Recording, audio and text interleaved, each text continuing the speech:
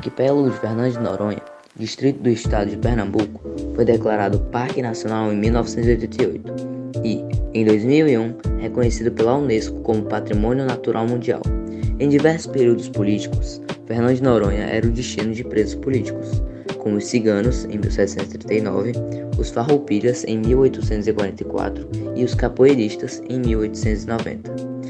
Em 1938, a ilha foi requisitada pela União para tornar-se oficialmente um presídio político. Atualmente, sua principal atividade econômica é o turismo. O Patrimônio Natural Mundial deve-se à importância do arquipélago para a vida marinha. Suas águas garantem a reprodução e a alimentação do atum, tubarão, tartarugas e mamíferos marinhos, e abriga a maior concentração de aves tropicais marinhas do Oceano Atlântico. Com uma área de 26 km², é formado por 21 ilhas e ilhotas que surgiram do topo de uma cordilheira vulcânica, cuja base está a cerca de 4.000 metros de profundidade no Oceano Atlântico.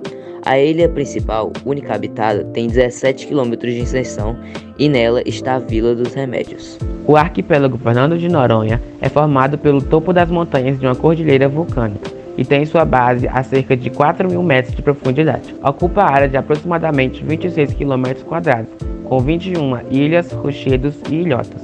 Das ilhas na região, Fernando de Noronha é a que conta com as maiores colônias reprodutivas de aves marinhas e de variadas e exóticas espécies de peixes, esponjas, algas, moluscos e corais.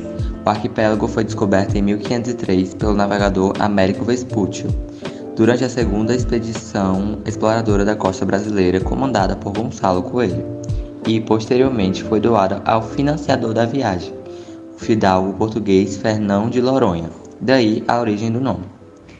Com a doação, tornou-se a primeira capitania hereditária do Brasil. Abandonada pelo donatário, a ilha sofreu vários ataques de piratas. Os holandeses também viveram neste paraíso ecológico de 1629 a 1654 e os franceses de 1736 a 1737, chamando-a de Ilha Delphine. Em 1938, o arquipélago passa a ser administrado pelo governo federal brasileiro, que instala oficialmente um presídio político na ilha. Em 1942, transformando-se em território federal, administrado pelo Exército até 1981, pela Aeronáutica até 1986 e pelo Estado-Maior das Forças Armadas, EMFA, até 1987, quando teve início o primeiro governo civil, subordinado ao Ministério do Interior. Com a Constituição de 1988, o arquipélago é reintegrado ao território de Pernambuco e passa a ser o único distrito estadual do país. Os principais problemas que assolam o arquipélago é o turismo excessivo. De 1992, quando começou a ser registrado, até o ano passado, o número de visitantes por ano saltou de 10.094 para 103.722, um crescimento nada menos do que 927,5%. Mas é pior do que isso, os números da visitação têm subido de forma substancial, contrário a todos os documentos que pedem um controle e uma preocupação maior com relação à infraestrutura da ilha, lamenta Felipe Mendonça, ex-chefe do Parque Marinho do arquipélago. Suspeita-se que entre as causas da demissão estão justamente as críticas de Mendonça ao excesso de turistas em Fernando de Noronha. Há outras ameaças à fauna. Entre as atividades oferecidas aos visitantes estão o passeio de barcos para ver espécies marinhas e embarcações naufragadas através do piso de vidro e com lente de aumento, e o mergulho com snorkel autônomo. Abre aspas.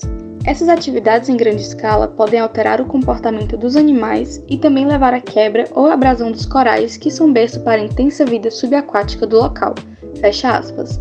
Alerta Silvia, cursante de Gestão Ambiental na USP.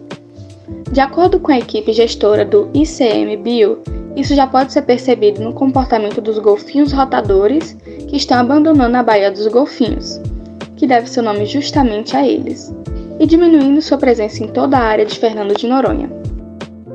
O arquipélago é considerado um hotspot, ou seja, um lugar que concentra os mais altos níveis de biodiversidade e onde ações de conservação são extremamente importantes, tanto para a manutenção da vida marinha quanto para o equilíbrio sistemático, explica Silvia. De acordo com ela, o relativo isolamento da ilha e a disponibilidade de alimentos também favorece a concentração de aves marinhas. Ali podem ser vistos o maçarico vira-pedra, o mubebo de patas vermelhas, o mubebo marrom e a fagata ou catraia. Essas aves fazem seus ninhos e alimentam seus filhotes nas costas vulcânicas, conta Silvia. As espécies migratórias também fazem ali ponto de parada. Todas alimentam dos pequenos crustáceos, moluscos e insetos existentes no local. Ainda segundo a pesquisadora da USP, em reconhecimento a essa importância ambiental e ecológica, o governo brasileiro criou em 1988, por meio do Decreto-Lei 96.693, o Parque Nacional Marinho de Fernando de Noronha, unidade de conservação e preservação integral que abrange 50% da área da ilha de Fernando de Noronha. O objetivo da medida é proteger aqueles ecossistemas marinhos e terrestres, preservar sua fauna, flora e demais recursos naturais.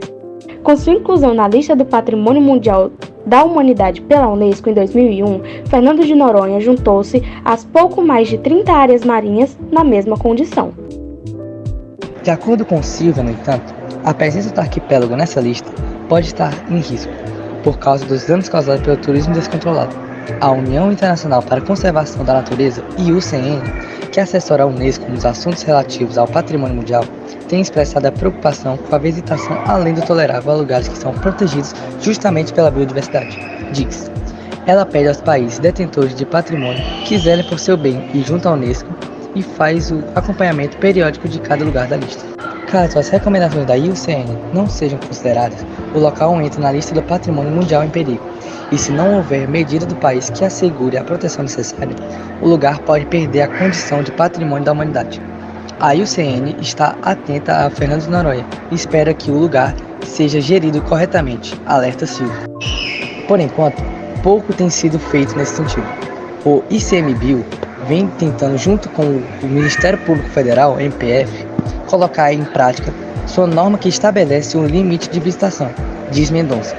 Infelizmente, não é possível entender o que a administração de Noronha está fazendo para melhorar ou controlar o número de pessoas que chegam ao arquipélago. Procurado pelo OECO, a Secretaria de Turismo, Esporte e Lazer de Pernambuco disse por meio de sua assessoria de imprensa que a questão do turismo no arquipélago não é com ela, mas com a administração geral do Distrito Estadual de Fernando de Noronha.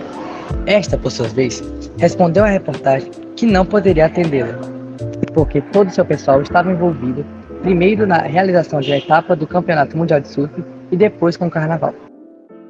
Como o Saul já disse, por enquanto pouco tem sido feito sobre o turismo excessivo e podemos perceber que ao entrevistador perguntar aos possíveis responsáveis sobre o problema, eles ficaram jogando a culpa de um lado para o outro até que chegou no principal responsável, no qual inventou uma desculpa por intermédio de eventos. Porém, podemos tirar um ponto positivo nisso tudo, pois um fator que vem assolando o mundo inteiro é a poluição no mar, ou o acúmulo de plástico no mesmo. Mas, em Fernando de Noronha, esse impacto ambiental é bastante reduzido por conta de um programa chamado Noronha Plástico Zero, cujo objetivo é impedir a entrada, comercialização e uso de recipientes e embalagens descartáveis de material plástico ou similares. O cumprimento do decreto é dever de todos nós e um compromisso com a proteção e a preservação do meio ambiente, principalmente com os oceanos e as gerações futuras.